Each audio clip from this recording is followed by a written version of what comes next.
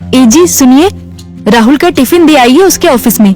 राहुल की माँ बोली, क्या राहुल आज साथ में टिफिन लेकर नहीं गया? आज उसके ऑफिस में मीटिंग थी बॉस के साथ सवेरे सवेरे, इसलिए बिना टिफिन के ही वो चला गया।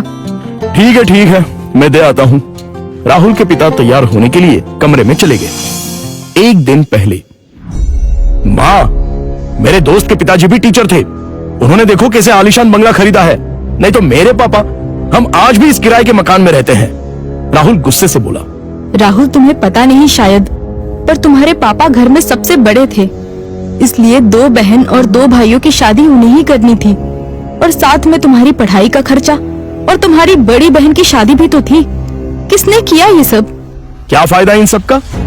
उनके भाई बहन अब बंगले में रहते हैं। कभी उन्होंने सोचा है कि अपना भाई किराए के मकान में रहता है तो उसके लिए एक छोटा सा घर खरीद के दे दे? ये सुनकर माँ की आंखों में आंसू आ गए। उन्हें समझ नहीं आ रहा था कि जन्म दिया बेटा अपने बाप के बारे में ऐसी बातें कर रहा है। फिर माँ बोली, तुम्हारे पिता ने अपना कर्तव्य निभाया, अपने भाई बहनों से कभी किसी चीज की उम्मीद नहीं की। राहुल पागलों जैसा बोल रहा था। अच्छा वो ठीक है, पर पिताजी लड़कों की ट्यूशन लेते थे। उनसे अगर फीस लेते तो आज पिताजी पैसों की गद्दी पर सोते। आजकल के क्लास वाले देखो कैसे इंपोर्टेड गाड़ियों में घूमते हैं।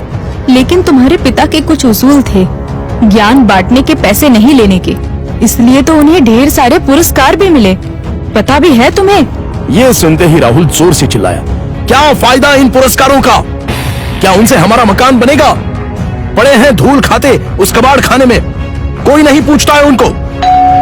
तभी दरवाजे की बेल बजती है। पिताजी ने अपनी बातें तो सुन नहीं ली ना। इस डर से राहुल का चेहरा उतर गया, लेकिन पिताजी किसी से बात किए बिना ही अपने कमरे में चले गए। ये था कल का झगड़ा, और आज मोहनलाल ने साइकिल को टिफिन लगाया और कड़ी धूप में राहुल के ऑफिस पहुंच गए। कड़ी धूप होने के कारण वो थक गए थे। ऑफिस पहुंचने पर उनको सिक्योरिटी गार्ड ने रोका। राहुल सर को टिफिन देना था, क्या मैं अंदर जा सकता हूं? मोहनलाल ने पूछा। अभी नहीं दे सकते, वो बॉस के साथ मीटिंग में है। जब मीटिंग खत्म होगी तब दे देना।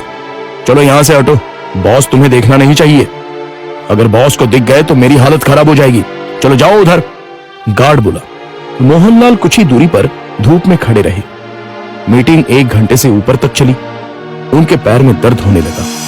तभी ऑफिस के केबिन का दरवाजा खुलने की आवाज आई। बॉस के पीछे पीछे राहुल भी आया। धूप में खड़े हुए पिताजी को देखकर वो मचलाया। चलते चलते बॉस की नजर मोहनलाल पर पड़ गई। गाड़ी में बैठने की बजाय वो वहीं खड़े रहे। वो सामने धूप में कौन खड़ा है? उन्होंने गार्ड से पूछा। अपने राहुल साहब के पिता हैं, टिफिन देने आए थे। गार्ड डरते हुए बोला। बुलाओ उन्हें। राहुल घबरा गया, उसके पसीने छूट गए।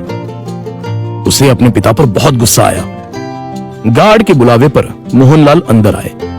बॉस उनके पास गए और बोले, आप मोहनलाल सर हैं ना? सरकारी स्कूल में आप ही टीचर थे ना? हाँ, पर आप कैसे पहचानते हैं मुझे? कुछ समझने से पहले ही बॉस ने मोहनलाल के पैर छुए। राहुल और सब लोग ये देखकर हक्का बक्का रह गए। सर, मैं विजय, आपका स्टूडेंट था। आप मुझे पढ़ाने के लिए घर आते थे। हाँ, याद आया। बाप रे, तुम तो बहुत ही बड़े हो गए हो। विजय मुस्कुराया और बोला, सर आप यहाँ धूप में क्या कर रहे हैं? चलिए अंदर बैठते हैं, बहुत सारी बातें करनी है आपसे। सिक्योरिटी, तुमने इन्हें अंदर क्यों नहीं बिठाया? सिक्योरिटी ने शर्म के मारे गर्दन नीचे कर दी और बोला, सॉरी सर, गलती हो गई। इस पर मोहनलाल बोले, इसमें इसकी कोई गलती नहीं है, आपको डिस्टर्ब ना हो इसलिए मैं ही बाहर खड़ा हुआ था। ओके। विजय ने मोहनलाल का हाथ थामा और उनको अपने केबिन ले गया। बैठिए सर, अपने कुर्सी की तरफ उंगली करते हुए विजय बोला। नहीं, ये कुर्सी तो तुम्हारी है। मोहनलाल हिचकिचाहट से बोले, सर आपकी वजह से ही तो ये कुर्सी मुझे मिली है, इसलिए इस पर सबसे पहले आपका हक बनता है। विजय ने जबरदस्ती मोहनलाल को अपनी कुर्सी पर बिठाया। शायद आपको पता नहीं, लेकिन अगर सर नहीं होते तो आज ये कंपनी नहीं होती और मैं अपने पिता के साथ उनकी दुकान में बैठा रहता। विजय ने अपने साथियों से कहा। राहुल और मैनेजर आश्चर्य से देखते ही रह गए। स्कूल के टाइम मैं एक एवरेज स्टूडेंट था, मुझे पढ़ाई में दिलचस्पी नहीं थी। मार्क्स कमा रहे थे, इसलिए मेरी माँ मुझे सर के पास उनके घर ले गई और ट्यूशन लेने के लिए कहा। पर सर के घर पर जगह नहीं थी, इसलिए वो हमारे घर आकर मुझे पढ़ाने लगे। लेकिन सर ने कभी फीस नहीं ली। सर के पढ़ाने के तरीके से फिर धीरे धीरे मुझे पढ़ाई में रुचि आने लगी और मैंने 10वीं में दूसरा नंबर लाया। ये देखकर तो मैं हवा में उड़ने लगा। My goodness! पर सर ने कभी आपसे फीस नहीं ली? मैनेजर ने पूछा।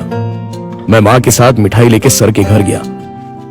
मां ने 50,000 का चेक सर को दिया, लेकिन उन्होंने वो नहीं लिया।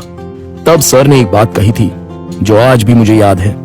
सर ने कहा था, मैंने कुछ नहीं किया, आपका बेटा ही होशियार था।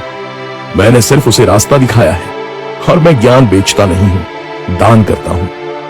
फिर मैंने 12th करने के बाद MS किया और अमेरिका जाकर पढ़ाई की और वापस आने के बाद ये कंपनी स्टार्ट की। एक पत्थर को सर ने हीरा बना दिया। सर, आपको सच में दिल से प्रणाम। मोहनलाल की आंखों में आंसू आ गए। यह सच में कमाल की बात है। बाहर दुनिया में पढ़ाई का बाजार चल रहा है और इन्होंने बिना फीस लिए पढ़ाया। मान गए सर आपको। ऐसे लोग उसूल के पक्के होते हैं। इन्हें पैसों की और पुरस्कार की भी चाह नहीं थी।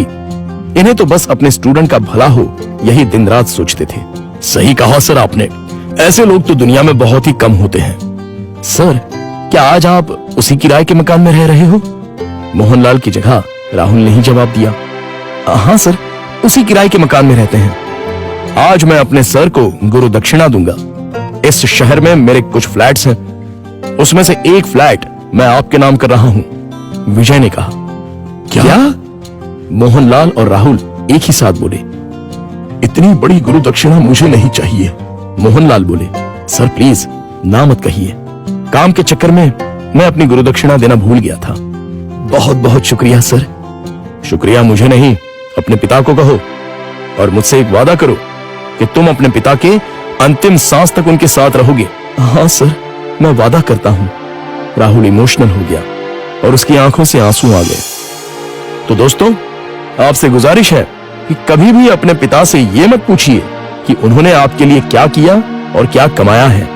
जो कुछ कमाना है वो अपने दम पे कमाओ। उन्होंने हमें जो पढ़ाई और संस्कार दिए हैं वही आपको कमाने में मदद करेंगे। धन्यवाद।